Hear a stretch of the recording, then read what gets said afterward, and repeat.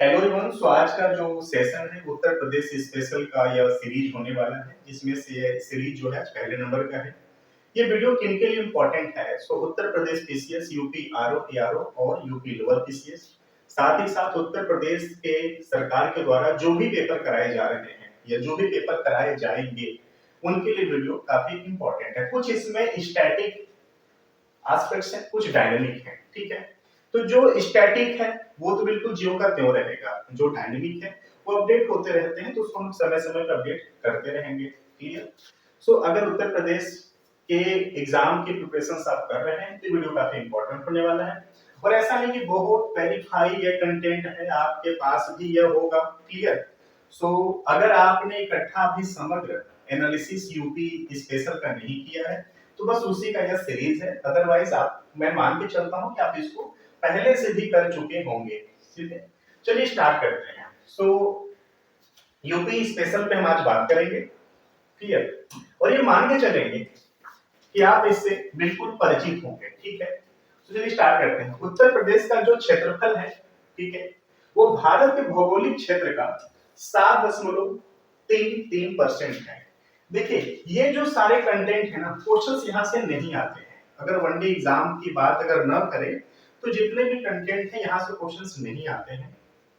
जब कुछ अपडेट होता है इस पॉइंट में तो क्वेश्चंस बनता है। जब कुछ ज्योग्राफिकल एनालिसिस की बात की जाती है तब क्वेश्चंस यहां से बनेंगे। ठीक है, अब जैसे जनसंख्या की बात है, अगर जनसंख्या में कुछ अपडेट हो रहा है, कुछ भी बात हो रही है तो क्वेश्चंस यहां वाले से उठ जाएगा। क्षेत्रफल में कुछ अपडेट हो रहा है तो क्वेश्चंस यहां से उठ जाएगा। कहने का मतलब ये है कि वनडे एग्जाम की अगर बात न करें तो ये ज्यों का त्यों रहता है, क्वेश्चंस यहां से नहीं आने वाले हैं। चाहे आप खुद से पढ़ो, चाहे मैं आपको बताऊं, ठीक है, चाहे किसी भी मैगजीन से आप कुछ भी कवर करो, क्वेश्चंस यहां से कभी नहीं उठते हैं। ठीक है, लेकिन ये आपका बेस है। बेस है, जब आप इसको तैयार कर लेते हो तो इसके बेस पे जो भी क्वेश्चंस पूछे जाते हैं आप उसको करेक्ट करने में ज्यादा सार्थक हो जाते हो। ठीक है, तो कहने का मतलब मेरा ये है कि अगर आप वीडियो ये कवर किए हो ना, पहले से ऐसे कंटेंट कवर किए हो तो इससे जुड़े जो करंट के मामले चल रहे हैं उसको इंपॉर्टेंट करो। जो विगत प्रश्न है, जो विगत वर्षों में क्वेश्चंस आ रहे हैं तो क्वेश्चन वहीं से टच करते हैं, ना कि क्वेश्चंस यहां से आते हैं। बस एक बेस है। जिस एग्जाम को आप प्रिपेयर कर रहे हो, जिस जिस स्टेट के एग्जाम को प्रिपेयर कर रहे हो, सो वहां का बेस आपको पता होना चाहिए कि हम जिस राज्य से संबंधित हैं, जिस राज्य के एग्जाम को देने वाले हैं, वहां का बिल्कुल एनालिसिस क्या है, जियोग्राफिकल एस्पेक्ट्स क्या है, वहां का एग्रीकल्चर क्या है, वहां की पॉलिटिक्स कैसी, वहां की इकोनॉमिक्स कैसी है। क्लियर? यहाँ का जो कैपिटल है वो लखनऊ है। यूपी का जो स्थान वो चौथा नंबर है क्षेत्र के एस्पेक्ट्स में, और जनसंख्या में यूपी पहला है भारत में। ठीक है, जनसंख्या में बात करें तो यूपी पहले पे है, फिर महाराष्ट्र है, फिर बिहार है, फिर वेस्ट बंगाल है। क्षेत्रफल के एस्पेक्ट से बात करें तो राजस्थान भारत में पहला है, फिर एमपी है, फिर महाराष्ट्र है, उसके बाद यूपी है। यूपी चौथे नंबर है क्षेत्रफल की दृष्टि से, जनसंख्या की दृष्टि से पहले नंबर पे है। क्लियर? क्लियर? प्लीज इसको नोट डाउन कर लीजिए। ठीक है, आगे चलते हैं। सीमावर्ती प्रदेश की बात करें तो उत्तराखंड, उत्तराखंड पहले उत्तरांचल के नाम से जाना जाता था। ठीक है, उसके बाद इसको उत्तराखंड नाम से जाना गया। ये यूपी से सन 2000 में अलग हुआ। हिमाचल प्रदेश, हरियाणा हरियाणा 1966 में, पंजाब राज्य से अलग हुआ, राजस्थान, मध्य प्रदेश, छत्तीसगढ़, छत्तीसगढ़ मध्य प्रदेश से अलग हुआ, बिहार और झारखंड, झारखंड बिहार से अलग हुआ, दिल्ली। तो एक यूटी और 8 जो राज्य हैं वह उत्तर प्रदेश के सीमावर्ती प्रदेशों में गिने जाते हैं, यानी कि 8 स्टेट और एक यूनियन टेरिटरी। ठीक है, क्लियर? सर्वाधिक राज्यों को स्पर्श करने वाला जो जिला है वह है सोनभद्र। क्लियर? जो सोनभद्र है वह वाराणसी, चंदौली और मिर्जापुर से जुड़ा हुआ जिला है। अगर यहां से पूछ ले कि इसका जो पड़ोसी जिला है कौन है तो मिर्जापुर है, चंदौली है। ठीक है, और मिर्जापुर, चंदौली, वाराणसी के बाद अगर बात करें तो फिर यहां से मध्य प्रदेश भी से टच करता है। ओके, ये भी आपको याद रखना है। मध्य प्रदेश छत्तीसगढ़, फिर इसे टच करते हैं। क्लियर? सीमावर्ती देश की बात करें तो नेपाल है। ओके, तो आई होप सो कि ये आपको पता होगा, क्वेश्चंस यहां से नहीं आते हैं। क्लियर? लेकिन जब इनसे जुड़े एस्पेक्ट्स को अगर टच करता है कुछ करंट अफेयर का मामला, तो क्वेश्चंस यहां से बन जाता है। क्लियर? तो एक इकलौता राष्ट्र है नेपाल, जो कि सीमावर्ती देश के रूप में काम करता है उत्तर प्रदेश के साथ। अगर हम बात करें कि आज के समय में नेपाल का जो प्राइम मिनिस्टर है कौन है, तो पुष्प कमल दहल। याद रखना, नेपाल का जो प्राइम मिनिस्टर है पुष्प कमल दहल। ठीक है, पुष्प कमल दहल, ये आपको याद रखना है। क्लियर? चलिए आगे चलते हैं। नेक्स्ट है यूपी की प्रमुख नदियां। यूपी की प्रमुख नदियां, सो गंगा, यमुना, रामगंगा, गोमती, केन, बेतवा और घाघरा। मैं रिपीट कर रहा हूं, गंगा, यमुना, रामगंगा, गोमती, केन, बेतवा और घाघरा। आप यहां पे डायग्राम देख रहे होंगे, ऊपर के सिरे पे है बाईं ओर से गंगा में मिलने वाली सहायक नदियां और दाईं ओर से गंगा में मिलने वाली सहायक नदियां। उत्तर प्रदेश का जो भी एग्जाम हो, बहुत इंपॉर्टेंट ये कंटेंट है, आप इसका प्लीज स्क्रीनशॉट ले लेना। अक्सर एग्जाम में पूछा जाता है कि गंगा से दाईं ओर से मिलने वाली सहायक नदियां और गंगा बाईं ओर से मिलने वाली सहायक नदियों का नाम बताइए, या वहां पर आपको ऑप्शन दिया रहेगा, आपको वहां पे करेक्ट करना रहेगा। क्लियर? तो देखिए, बाईं ओर से गंगा में मिलने वाली जो सहायक नदी है वह है रामगंगा, गोमती, घाघरा, गंडक, कोसी। जो घाघरा, गंडक, कोसी है यह नेपाल से आती है भारत में। ठीक है, याद रखना कि घाघरा, गंडक, कोसी यह नेपाल से आती है। एक है महानंदा। ठीक है, तो बाईं ओर से गंगा में मिलने वाली जो सहायक नदियां हैं, मुख्य सहायक नदियां हैं, वह रामगंगा, गोमती, घाघरा, गंडक, कोसी और महानंदा है।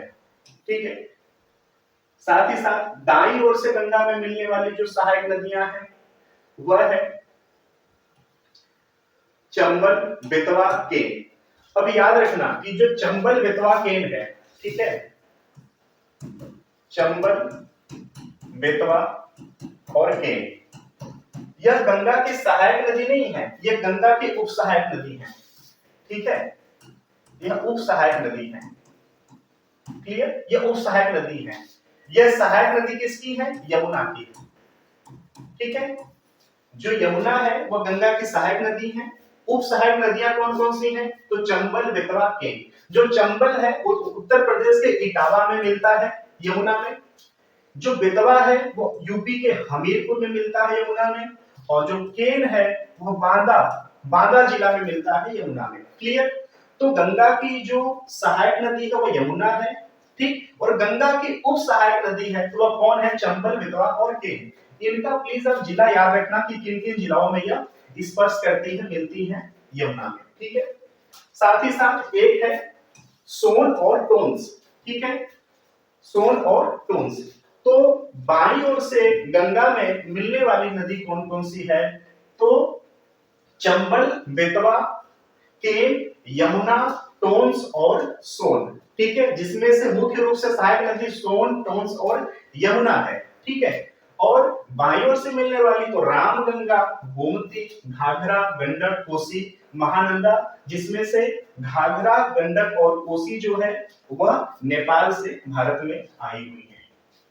क्लियर? तो सहायक नदियां और उप सहायक नदियों को प्लीज आपको याद रखना है। चलिए आगे चलते हैं।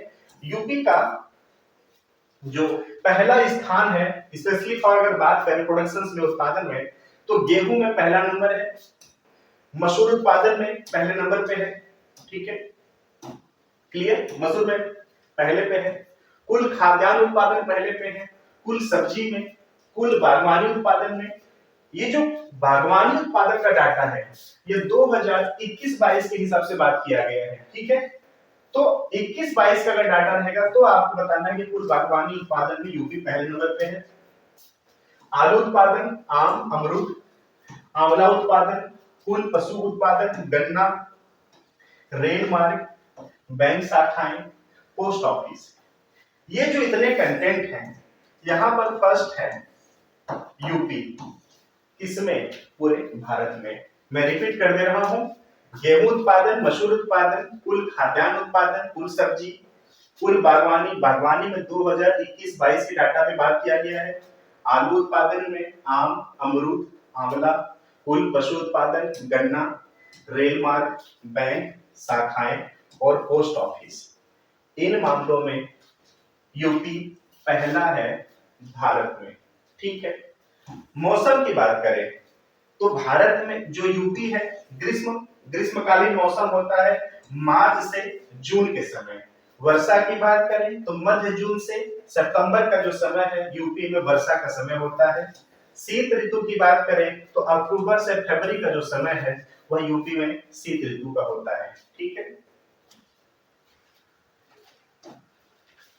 नेक्स्ट है जनसंख्या। यूपी की जो जनसंख्या है, ये बात यहाँ पे डाटा 2011 का रखा गया है। ठीक है। अभी जनसंख्या का जो आकलन है, जनगणना है, सेंसस अभी नहीं हुआ है। क्यों? क्योंकि लोकसभा का चुनाव 2024 में होना है। जब लोकसभा का चुनाव संपन्न हो जाएगा उसके बाद अगली जनगणना कराई जाएगी। तब तक हम 2011 के बेस पे बात करेंगे। तो जो यूपी की जनसंख्या है, भारत की कुल जनसंख्या का 16.50% है। याद रखना, जो यूपी का जनसंख्या है भारत के कुल जनसंख्या का 16.50% है। ठीक है। ये अप्रोक्सीमेट 19 करोड़ का ही जनसंख्या था 2011 में, जिसमें महिलाओं की बात करें तो 9 करोड़ के अप्रोक्सीमेट में था और पुरुष 10 करोड़ के अप्रोक्सीमेट में था। टोटल 19 करोड़ का यह डाटा यहाँ पर दिया गया था। स्त्री पुरुष का अनुपात की बात करें तो 1000 पुरुषों पे 912 महिलाओं का यहाँ पर सेक्स रेशियो की बात करी गई है। जनसंख्या घनत्व यूपी का 829 प्रति वर्ग किमी, यानी 1 वर्ग किमी क्षेत्रफल के अंतर्गत उत्तर प्रदेश में 829 व्यक्ति रहते हैं टोटल। ठीक है। जनसंख्या घनत्व की बात करें तो सबसे ज्यादा जनसंख्या घनत्व बिहार का है। ओके, बिहार फर्स्ट है जनसंख्या घनत्व में भारत में। ठीक है। तो ये भी आपको याद रखना है। ठीक है।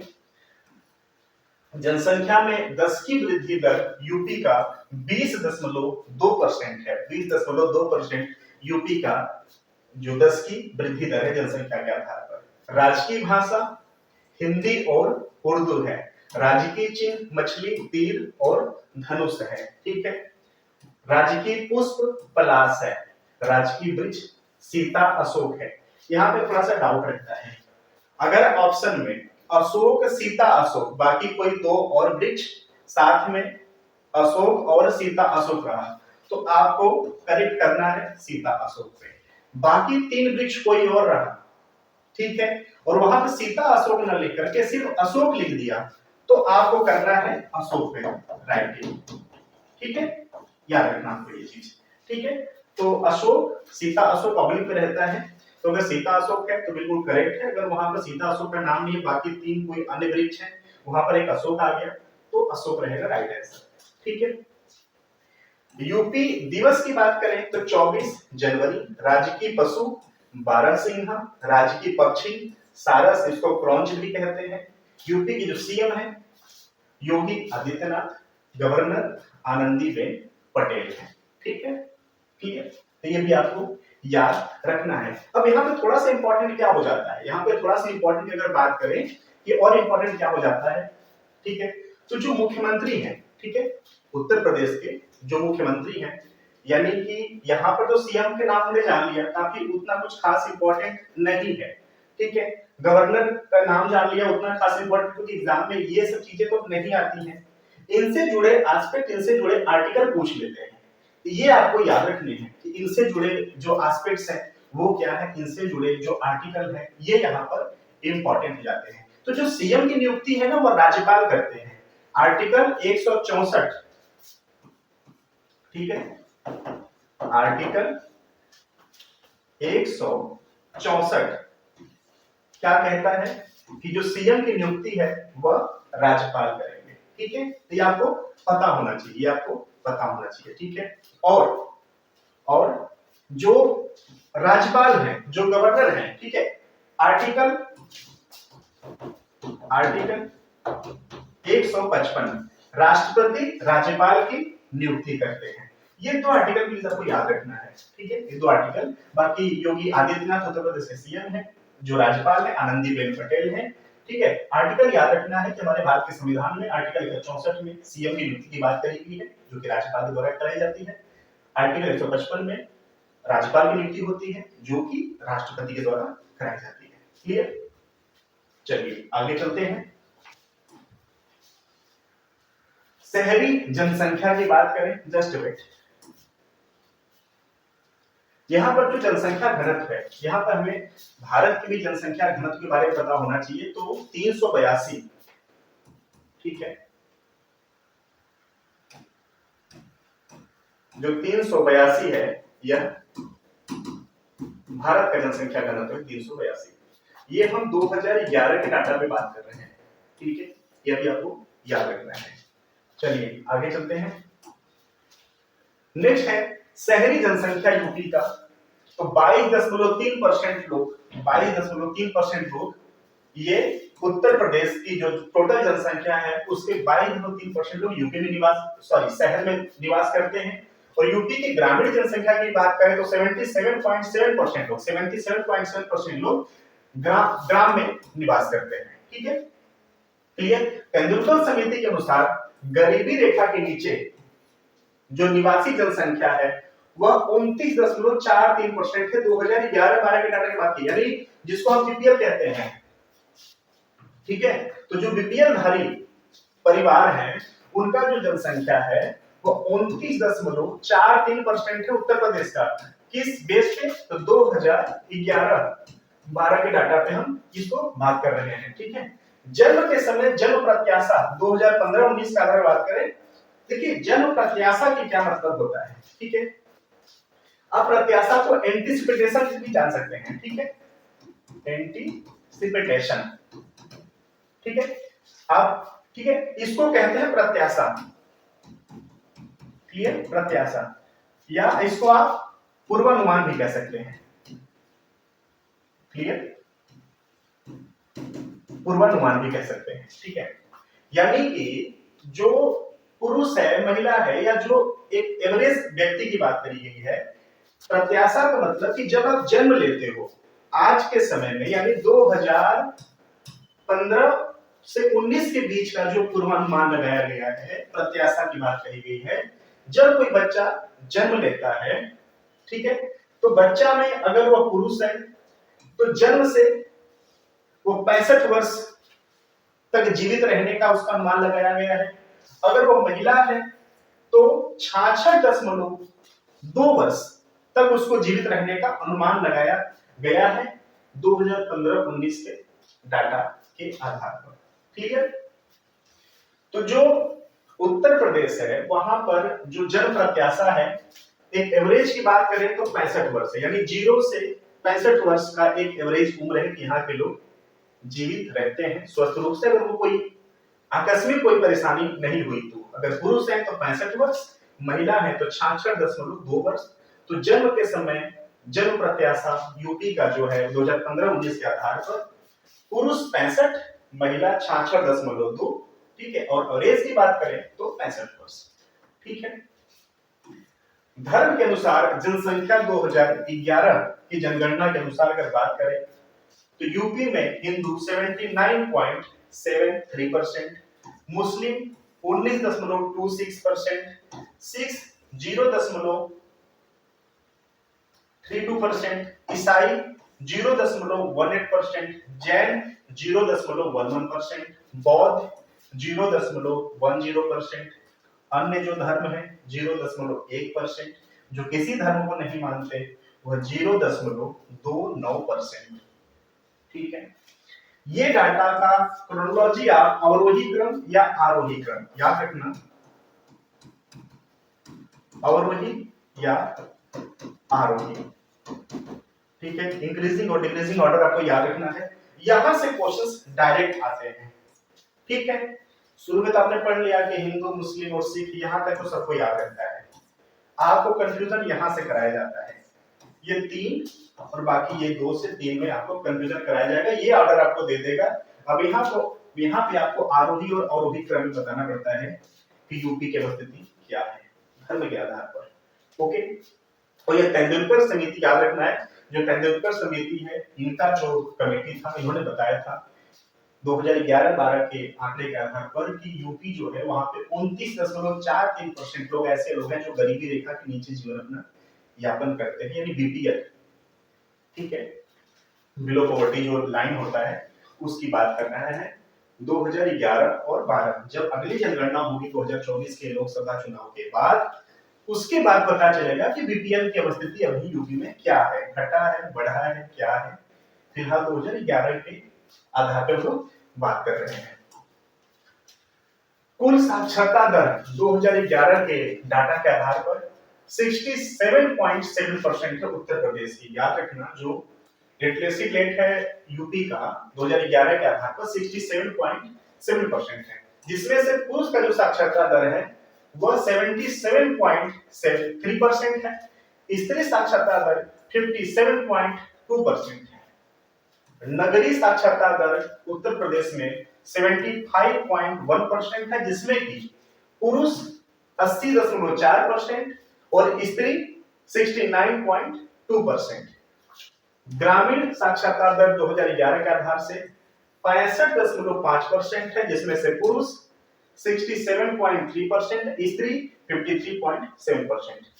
अब ये 2 आंकड़ा देखना प्लीज आप, कि आज भी उत्तर प्रदेश में ये बात स्पेशली 2011 के सेंसस पे किया जा रहा है। तो जो 2011 का समय था, उस समय जो नगरीय साक्षरता है, ठीक है, और जो ग्रामीण साक्षरता है, नगरीय साक्षरता काफी बेहतर है ग्रामीण साक्षरता के हिसाब से। यहाँ पर 75.1 है, यहाँ पे 65.5% है।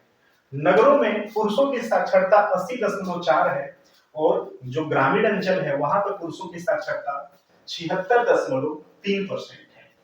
ठीक है, उसी हिसाब से स्त्री का भी यहाँ पे दिया गया है। ठीक, अब 2024 का जो सेंसस होगा वहां पर इस डाटा में क्या परिवर्तन हुआ है, उसके बाद क्या पहल की जा रही है कि ग्रामीण साक्षरता दर और बेहतर हो, पुरुषों की, महिलाओं का जो साक्षरता दर है इनको बिल्कुल बराबरी लेवल पे लाया जाए।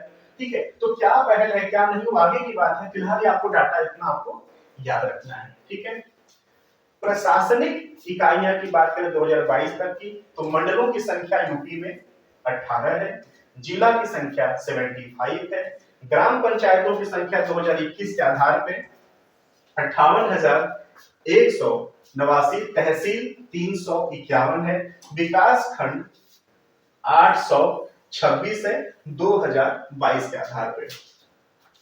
2023 के नगरीय निकाय जो जस्ट वेट, ठीक है, तो जो नगर पंचायत 2022 थे वहां पर 546 का डाटा है, नगर पालिका परिषद 2022 के आधार पे 200 है, नगर निगम 2022 के आधार पे 17 है। ये डाटा आपको याद रखना है।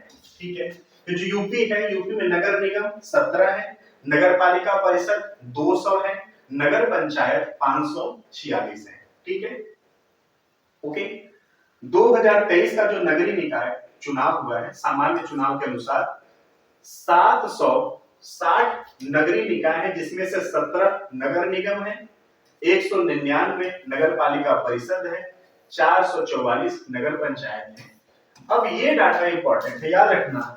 ठीक है, 2023 का जो नगरीय निकाय का सामान्य जो आम चुनाव हुआ है वहां पर 760 नगरीय निकाय है, जिसमें से 17 नगर निगम है, 199 नगर पालिका परिषद है और 544 नगर पंचायत है। तो 2023 का डाटा आप याद रखेंगे। ठीक है, कि जो म्युनिसिपल पार्टीज हैं, कॉर्पोरेशंस है, उनकी अवस्थिति अभी के समय में भारत यूपी में क्या चल रही है। ठीक है, कुल राजस्व ग्राम 2011 के हिसाब से, ठीक है, और आबाद देखिए आबाद ग्राम क्या होता है और राजस्व ग्राम क्या होता है, ये आपको माइंड करने की बात है। देखिए जो आबाद ग्राम होता है, आबाद ग्राम का मतलब ये होता है कि ऐसा गांव जहां पेयजल की उपलब्धता हो, फसल वहां पर उगाई जाए, बिल्कुल एक सारे संसाधन वहां पर उपलब्ध हो, कृषि हेतु सारे संसाधन उपलब्ध हो, जीवन यापन करने हेतु सारे संसाधन उपलब्ध हो, रोड हो, सारा का सारा परिवहन संचालन हो, उसको कहते हैं आबाद ग्राम। राजस्व ग्राम क्या होता है? राजस्व ग्राम ऐसे ग्राम होते हैं जहां शासन प्रशासन की योजनाओं का फायदा वहां के लोगों, वहां के निवासियों को दिया जाए, वो होते हैं राजस्व ग्राम। ठीक है, तो ये भी आपको याद रखना है कि राजस्व ग्राम और आबाद ग्राम का डाटा भी आपको याद रखना है। ठीक है, चलिए आगे चलते हैं। सहकारिता की बात करें 2021-22 के हिसाब से, तो जिला केंद्रीय सहकारी जो बैंक है वह यूपी में 50 है। यूपी कृषि और ग्राम विकास जो बैंक है, शाखाएं 323 है। ठीक है, ये दो डाटा प्लीज आपको याद रखना है, ये काफी इंपॉर्टेंट डाटा है। इन डाटा को याद रखना कि जिला केंद्रीय सहकारी जो बैंक है वह 50, यूपी कृषि और ग्राम विकास बैंक शाखाएं 323 है। चिकित्सा एवं स्वास्थ्य की बात करते हैं अब। देखिए एक बात माइंड करना कि मैं धीरे धीरे हर एक सेक्टर को कवर अप कर रहा हूँ जीके के फॉर्म में। ठीक है, तो आप इसका स्क्रीनशॉट भी ले सकते हैं, आप इसका नोट्स बना सकते हैं। अगर ये दोनों चीजें नहीं करनी तो प्लीज मार्केट से एक अच्छी सी मैगजीन आप ले आना, यूपी स्पेशल के नाम से कोई भी मैगजीन ले आना, सारे मैगजीन में सारे के सारे कंटेंट दिए हुए हैं। ठीक है, तो चिकित्सा और स्वास्थ्य की बात करें तो यूपी में एलोपैथिक चिकित्सालय और औषधालय जो है वह 1 जनवरी 2022 के डाटा के हिसाब से 5121 है। आयुर्वेदिक एवं यूनानी चिकित्सालय और औषधालय जो है 21-22 के डाटा के हिसाब से 2111 है। ठीक है, ओके। होम्योपैथिक चिकित्सालय और औषधालय जो है 21-22 के डाटा के हिसाब से 1585 है। ओके, तो ये डाटा आपको पता होना चाहिए। ठीक, कि 5121, 2111 और 1585। ठीक, अब जब यहाँ पर ऐसे राइटिंग करते हो, स्पेशली यूपी के एग्जाम में जब आप ऐसे राइटिंग करते हो, तो ये डाटा पता होना चाहिए कि हेल्थ सेक्टर में जो गवर्नमेंट का इनिशिएटिव है किस लेवल पर है, किन की शाखाएं, किन की ब्रांचेस की अवस्थिति क्या है, यहाँ पर सरकार को क्या पहल करना चाहिए, किन को प्रमोट करना चाहिए। ठीक है, तो इस आधार पर ये डाटा को पता होना चाहिए। एग्जाम में ट्विस्ट यहाँ से जनरेट करे जाते हैं। ठीक है, क्लियर। विद्युत सेक्टर की बात करते हैं तो यूपी राज्य विद्युत परिषद की स्थापना 1959 में की गई। यूपी विद्युत नियामक आयोग की स्थापना 1998 में किया गया है। हरदुआगंज ताप विद्युत जो गृह है वह अलीगढ़ में है, स्थापना 1942 में किया गया था। ठीक है, परमाणु विद्युत केंद्र नरौरा जो कि बुलंदशहर में स्थित है वह 1989 में किया गया था।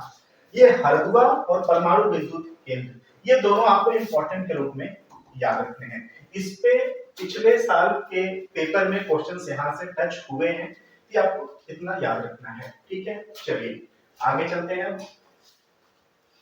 परिवहन एवं संचार के सेक्टर में बात करें, परिवहन एवं संचार, कुल परिचालित मार्ग की लंबाई यूपी में 712,000 किलोमीटर है 2019-20 के आंकड़े के हिसाब से 712,000 किलोमीटर। ठीक है, डाकघर की संख्या बात करें उत्तर प्रदेश में तो 17,890 है 2021-22 के डाटा के आधार पर। प्रदेश में राष्ट्रीय राजमार्ग यानी नेशनल हाईवे की जो लंबाई है वह 12,270.23 किलोमीटर है, ये दिसंबर 2022 के डाटा के आधार पे। अब एग्जाम में ये प्लीज आप याद रखना कि हमसे अगर नेशनल हाईवे के रूप में क्वेश्चन पूछा जा रहा है तो बेस ईयर क्या बोला है, 2011 की बात कर रहा है, 19 की बात कर रहा है, 15 की बात कर रहा है या दिसंबर 2022 की बात कर रहा है। ठीक है, अब ये सरकारी वेबसाइट पे दिसंबर 2022 करके ये डाटा दिया हुआ है 12,270.23 किलोमीटर। ठीक है, तो जो एग्जाम में क्वेश्चंस बनाए जाते हैं वो भी एक करेक्ट डाटा ही उठाते हैं एक किसी ऑफिशियल वेबसाइट से। तो यहां से आपको कंटेंट याद रखना है, ठीक है।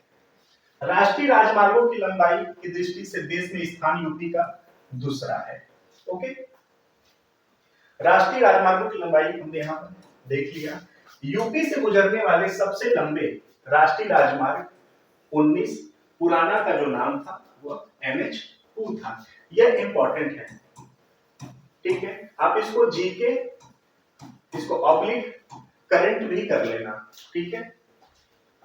यूपी का राज्य सड़क जो परिवहन निगम की स्थापना है यह 1972 में हुआ था। ये भी इंपॉर्टेंट है, आप प्लीज इसको भी याद रखना, ठीक है। गंगा एक्सप्रेसवे निर्माणाधीन है, की लंबाई 593.947 किलोमीटर है। बुंदेलखंड एक्सप्रेसवे की लंबाई 296.07 किलोमीटर है। पूर्वांचल एक्सप्रेसवे की लंबाई 340.824 किलोमीटर है। आगरा लखनऊ एक्सप्रेसवे की लंबाई 302.222 किमी है। यमुना एक्सप्रेसवे का जो लंबाई है 165.537 किलोमीटर है। याद रखना, यमुना एक्सप्रेसवे को ताज एक्सप्रेसवे भी कहते हैं, ठीक है। ये भी आपको याद रखना है। यमुना एक्सप्रेसवे जो औद्योगिक विकास प्राधिकरण की स्थापना 2001 में, यूपी राज्य राजमार्ग प्राधिकरण की स्थापना 2004 में, यूपी में प्रथम रेलगाड़ी चली थी 1859 में प्रयागराज से कानपुर के मध्य। या इसको प्लीज याद रखना, ठीक है। यूपी में जो प्रथम रेलगाड़ी चली थी 1859 का वो समय था, कहां से? प्रयागराज से कानपुर के लिए। सर्वप्रथम हवाई डाक सेवा 1911 में यूपी में संचालित हुआ, प्रयागराज से नैनी के मध्य में। उस समय इसको इलाहाबाद कहते थे, आज इसको हम प्रयागराज के नाम से जानते हैं। तो प्रयाग से नैनी के मध्य में, ठीक है। बाकी ये जो डाटा है ये अभी करंटली डाटा है कि गंगा एक्सप्रेसवे, बुंदेल, पूर्वांचल, आगरा, ये आपको याद रखने हैं, ठीक है।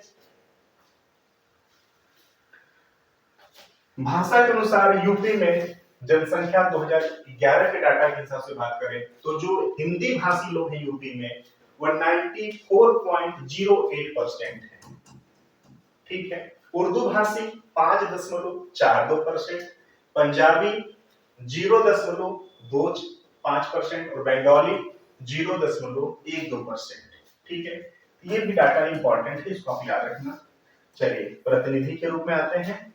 लोकसभा सदस्य की जो सीटें हैं यूपी में वो 80 हैं। राज्यसभा की सीटें 31 हैं। विधानसभा सदस्य 403 सीटें हैं। विधान परिषद सदस्य 100 हैं। याद रखना कि जो विधानसभा सदस्य होते हैं उनको MLA कहते हैं और जो विधान परिषद होते हैं उनको MLC कहते हैं। एक होता है मेंबर ऑफ लेजिस्लेटिव असेंबली, एक होता है मेंबर ऑफ लेजिस्लेटिव काउंसिल। तो याद रखना कि MLA और MLC क्या होते हैं, ठीक है। क्लियर? कृषि पे आते हैं, ठीक है, ओके। अब लोकसभा की बात हुई है ना, तो याद रखना कि जो लोकसभा है और जो राज्यसभा है, ठीक है, लोकसभा और राज्यसभा, यहाँ पे क्वेश्चन कहां से आता है ये भी आपको याद रखना है कि तो जो राज्यसभा है ना, ये आर्टिकल 80 में यहाँ पे बात किया गया है। जस्ट वेट, आर्टिकल 80 राज्यसभा की बात करता है कि सीटें कितनी होनी चाहिए, 250 होनी चाहिए। बाकी जिसमें 250 जिसमें से 12 सीटें राष्ट्रपति के द्वारा मनोनीत कराई जाती हैं। लोकसभा की जो सीटें हैं, लोकसभा का जो संरचना है, ठीक है, लोकसभा संरचना, ठीक है, यह आर्टिकल 81 याद रखना, आर्टिकल 81 या तो याद रखना है। विधानसभा के और विधान परिषद के अगर हम संगठन गठन की बात करें तो आर्टिकल 171, ठीक है। विधानसभा और विधान परिषद की बात करें तो आर्टिकल 171, यहाँ पर विधानसभा और विधान परिषद की बात की गई है, ठीक है।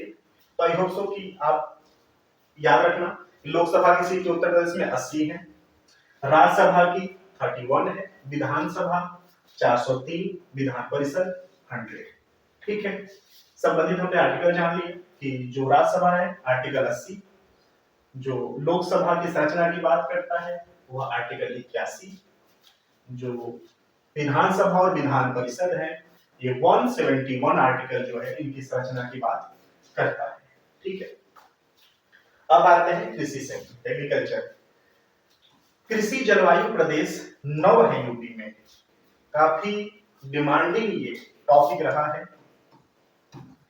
जब आप प्रीवियस ईयर का पेपर देखेंगे यूपी का, तो ये जो क्वेश्चंस हैं लगभग हर साल गैप करके आता है ये वाला क्वेश्चंस कि उत्तर प्रदेश का जो कृषि जलवायु प्रदेश है क्या है, 9 है। ठीक है, यूपी में किसान वही योजना कब शुरू की गई थी, 1992 में। चकबंदी योजना 1954। ये काफी डिमांडिंग क्वेश्चंस रहता है, इसको भी याद रखना। ठीक है, यूपी की सबसे पुरानी नहर पूर्वी यमुना नहर है जो कि 1830 में स्थापित। सबसे बड़ी नहर शारदा नहर है, ये भी काफी डिमांडिंग क्वेश्चंस रहता है। किसान मित्र योजना 18 जून 2001 को शुरू। ई डिस्ट्रिक्ट परियोजना 2009 में शुरू। किसान रथ योजना 2010-11 में शुरू किया है। ऊर्जा शहर योजना 2008 में शुरू किया गया है। ठीक है, चलिए आगे चलते हैं। यूपी में प्रति व्यक्ति दूध उपलब्धता। ठीक है, देखिए ये तो डाटा दिया है। अभी उत्तर प्रदेश का सबसे फेवरेबल योजना चला है नंद बाबा योजना। ठीक है, याद रखना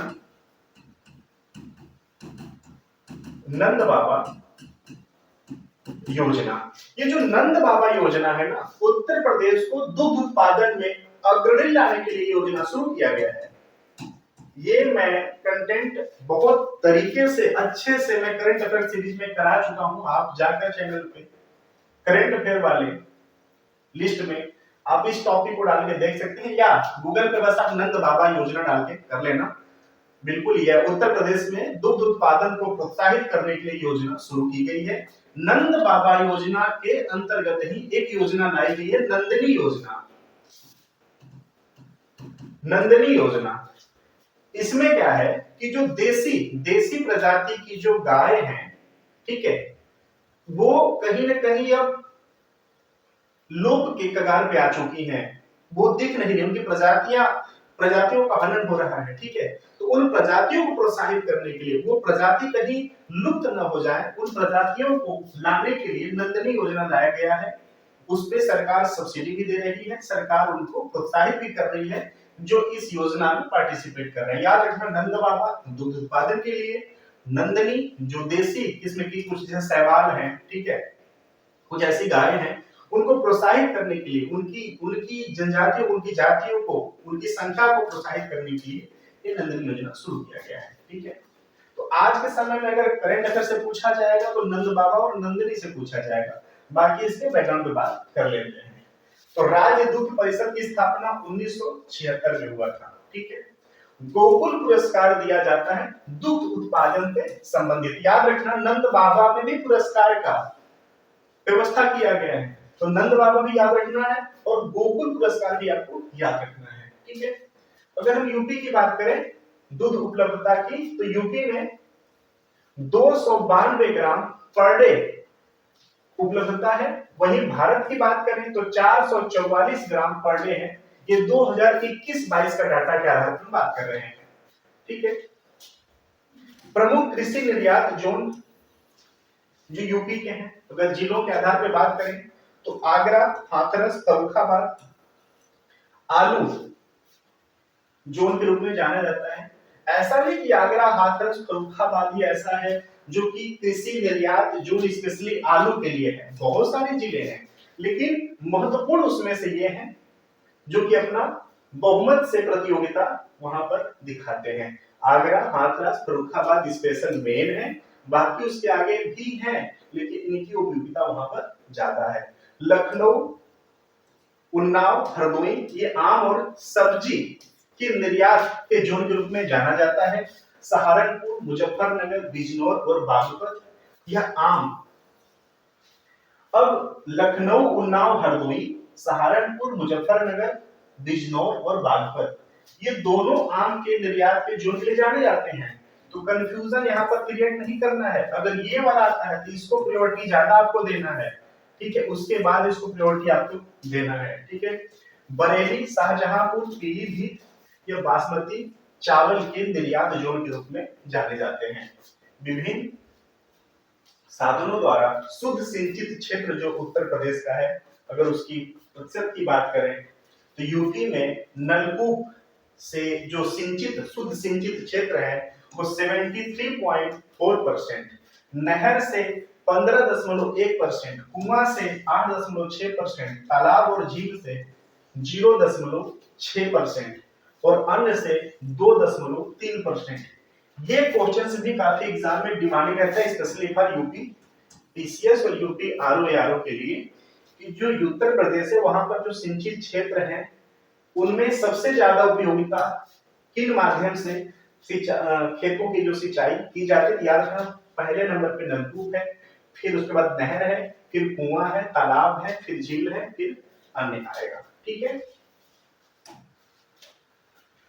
वन एवं वन्य जीव की बात करते हैं।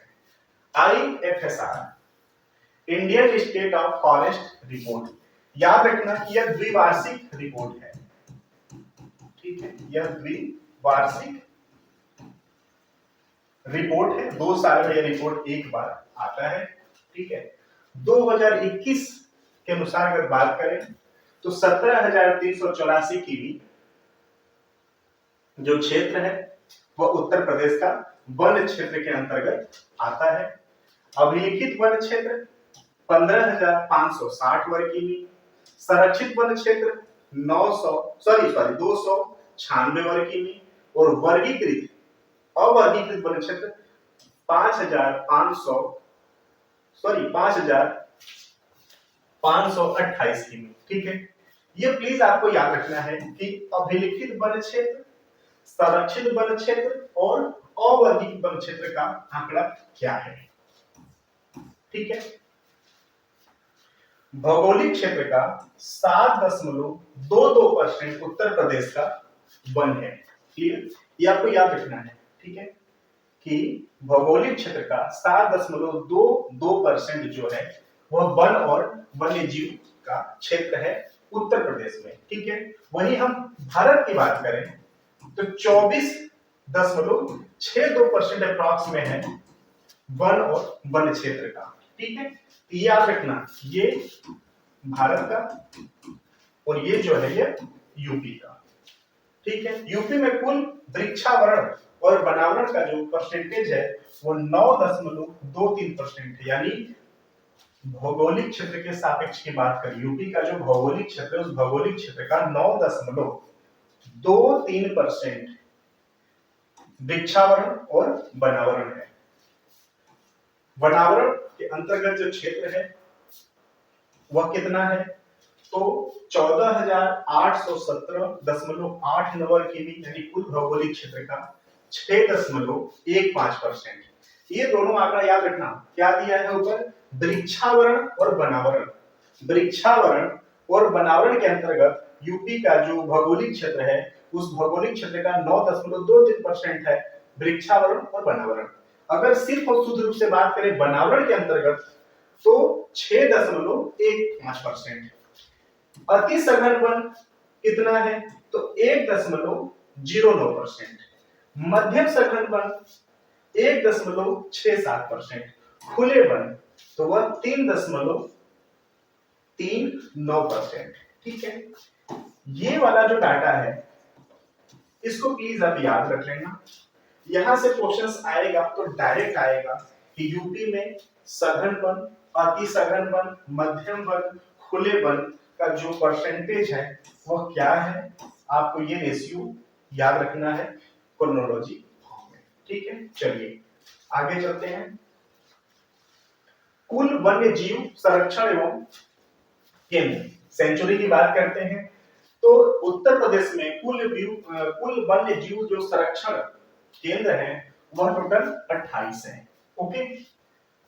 और जो वन्य जीव बिहार है यूपी में वो 11 है, पश्चिम बिहार जो है वो 14 है। देखिए इस वाले टॉपिक को एमसीक्यू से भी बहुत आसानी से कराया जा सकता है। ठीक है, ठीक है कि वन्य जीव बिहार 11, 15, 16, 17 जो भी, तो आप ना एक स्टैटिक फॉर्म में इसको देख लो।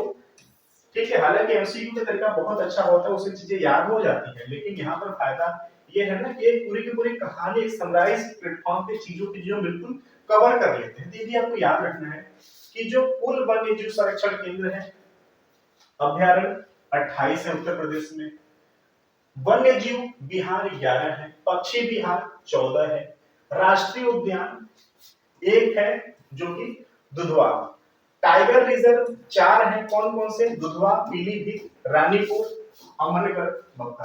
ठीक है, एलिफेंट रिजर्व 2 है। जो आईएसएफआर है 2021 के अनुसार सर्वाधिक और सबसे कम वन परसेंटेज वाले जो जिले हैं, सबसे ज्यादा वन क्षेत्र सोनभद्र है। ठीक है, और सबसे कम में पहला स्थान भदोही का है, ये भी आपको याद रखना है। सबसे कम में भदोही है और सबसे ज्यादा में सोनभद्र है। ठीक है, सबसे पुराना वन्यजीव बिहार 1937 में स्थापित चंद्रप्रभा वन्यजीव बिहार, जो कि अवस्थिति के रूप में उत्तर प्रदेश के चंदौली जिला में, जो कि चंदौली, बनारस यानी वाराणसी और मिर्जापुर सोनभद्र का पड़ोसी जिला है। याद रखना, सबसे पुराना वन्यजीव बिहार उत्तर प्रदेश का कौन सा है, 1937 सॉरी 1957 में स्थापित चंद्रप्रभा वन्यजीव विहार चंदौली। सबसे बड़ा वन्यजीव विहार हस्तिनापुर, ये 2073 वर्ग किमी में फैला हुआ है। तो सबसे बड़ा वन्यजीव विहार जो उत्तर प्रदेश का वह है हस्तिनापुर। सबसे छोटा वन्यजीव विहार महावीर स्वामी वन्यजीव विहार ललितपुर में है। ठीक है, नेक्स्ट है सबसे बड़ा पक्षी वन्यजीव विहार, तो वह है लास बहोसी पक्षी वन्य विहार कन्नौज में है। सबसे छोटा पक्षी वन्यजीव विहार सेखा पक्षी वन विहार वो अलीगढ़ में है। ओके, पहला ग्राम वन वेलहत्थी ग्राम जो कि सोनभद्र में है। ये इंपॉर्टेंट है, प्लीज आप इसको अंडरलाइन कर लेना कि जो पहला ग्राम वन है वो वेलहत्थी ग्राम है, कहां पर, सोनभद्र में। अब आते हैं खनिज सेक्टर पे। भूतल एवं खनिज निदेशालय 1955 में स्थापित हुआ। यूपी राज्य खनिज विकास निगम 23 मार्च 1974 में स्थापित हुआ। यूरेनियम ललितपुर में पाया जाता है और हीरा बांदा में पाया जाता है। ये वाला जो क्वेश्चन है ये स्टेट पीसीएस में आ चुका है, स्पेशली यूपी में। तो याद रखना कि उत्तर प्रदेश में यूरेनियम कहाँ पाया जाता है, तो ललितपुर में, और हीरा कहाँ पाया जाता है, तो बांदा जिले में। उद्योग सेक्टर पे आते हैं। सबसे बड़ा उद्योग हथकरघा उद्योग है यूपी में, कृषि के बाद सर्वाधिक रोजगार प्रदान करने वाला ये उद्योग है यूपी का हथकरघा उद्योग।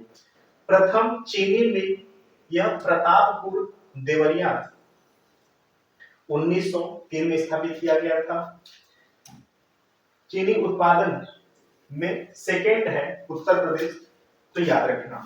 ठीक है, ये यूपी जो है वो चीनी उत्पादन में दूसरे नंबर पर आता है। ठीक है, नेक्स्ट टॉपिक है उत्तर भारत का मैनचेस्टर कानपुर को कहा जाता है। ठीक है, Bharat steel rolling mill Muzaffarnagar में है। Modern coach factory Raebareli, rail पहिया कारखाना रायबरेली, वैद्यनाथ आयुर्वेदिक औषधालय जो है फर्म वो नैनी प्रयागराज में है। अफीम कारखाना गाजीपुर में, इंपॉर्टेंट है, इसको याद रखना। उर्वरक कारखाना इफ्को जो कंपनी होती है आंवला बरेली में, फूलपुर। ये याद रखना कि जो उर्वरक कारखाना इफ्को है वो बरेली फूलपुर दोनों जगह है, तो ये दोनों ऑप्शन आपको याद रखना है। उर्वरक कारखाना HURL ये गोरखपुर में है। कृत्रिम रबर कारखाना मोदीनगर गाजियाबाद और पुरतापुर मेरठ। तो ये भी आपको इंपॉर्टेंट है, ये भी आपको याद रखना है, अंडरलाइन करना है। कृत्रिम रबड़ जो कारखाना है वो मोदी नगर, गाजियाबाद में मोदी नगर है वहां पर है, और कुर्तापुर जो कि मेरठ के अंतर्गत है। ये दोनों जगह है। पर्यटन सेक्टर की बात करते हैं तो पर्यटन विभाग का स्थापना 1956 में हुआ। पर्यटन निदेशालय 1972 में स्थापित हुआ। यूपी पर्यटन विकास निगम 1974 में स्थापित हुआ। नई पर्यटन नीति 1922 में आई। हेरिटेज पार्क 3 है उत्तर प्रदेश में। कौन कौन से? आगरा, लखनऊ और वाराणसी। मैत्री परियोजना बौद्ध स्थलों के विकास के लिए चलाई गई है, तो याद रखना मैत्री परियोजना। ठीक है। नेक्स्ट है यूनेस्को की विश्व धरोहर में शामिल स्मारक यूपी के। तो ताजमहल जो कि 1983 में स्थापित हुई, 1983 में इसके अंतर्गत शामिल हुई। आगरा किला 1983, फतेहपुर सीकरी 1986 में। यूनेस्को की अमूर्त सांस्कृतिक विरासत की सूची में शामिल धरोहरें रामलीला 2008 में शामिल हुआ। कुंभ मेला 2017 में शामिल हुआ। याद रखना कि अमूर्त क्या होता है? जिसको फील किया जा सके, छुआ ना जा सके। मेला को आप छू नहीं सकते हैं, बस महसूस कर सकते हैं, देख सकते हैं। देख सकते हो आप, अंदर से अनुभूति कर सकते हो उसको देखने का, देख करके, लेकिन उसको छू नहीं सकते हो, आप टच नहीं कर सकते हो, तो उसको अमूर्त कहते हैं। ठीक है। भारतेंदु नाट्य अकादमी कहां पे है? लखनऊ में स्थापित हुआ 1975 में। राष्ट्रीय कथक संस्थान लखनऊ में है। कला एवं शिल्प महाविद्यालय लखनऊ में है, 1911 में स्थापित हुआ। भारतीय कला भवन वाराणसी में है, 1920 में स्थापित हुआ। यूपी चलचित्र निगम 1975 में स्थापित हुआ। यूपी का एकमात्र शास्त्रीय नृत्य कौन सा है? तो कथक। ये इंपॉर्टेंट है, आप इसको अंडरलाइन कर लेना। भारत खंडे संस्कृत संस्थान अब भारत खंडे संस्कृत विश्वविद्यालय के नाम से जाना जाता है, 1966 में स्थापित हुआ। ये याद रखना कि पूर्व में इसका नाम मैरिज कॉलेज ऑफ म्यूजिक था, जो कि 1926 में स्थापित हुआ। इसका भारत खंडे संस्कृत संस्थान 1966 में नाम रखा गया, तो ये भी आपको याद रखना है। फिर वो नाम परिवर्तित होकर भारत खंडे संस्कृत विश्वविद्यालय के नाम से इसको जाना जाता है।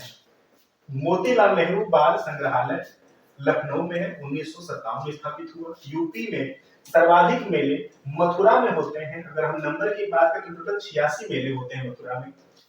कुषाण एवं गुप्त युगीन संस्कृति का एक मात्र संग्रहालय कहां पे है?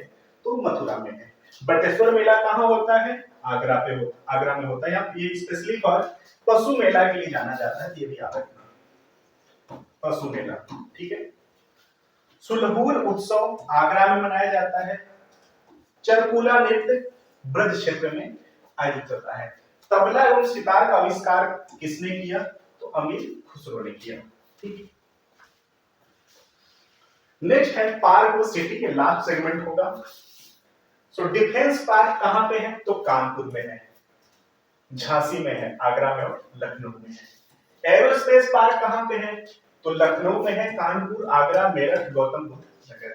क्षेत्रीय साइंस सिटी लखनऊ में है। नॉलेज पार्क और data centre park greater Noida में है, और ग्रेटर नोएडा गौतम बुद्ध नगर के अंतर्गत आता है। प्रोटिका सिटी गाजियाबाद में है।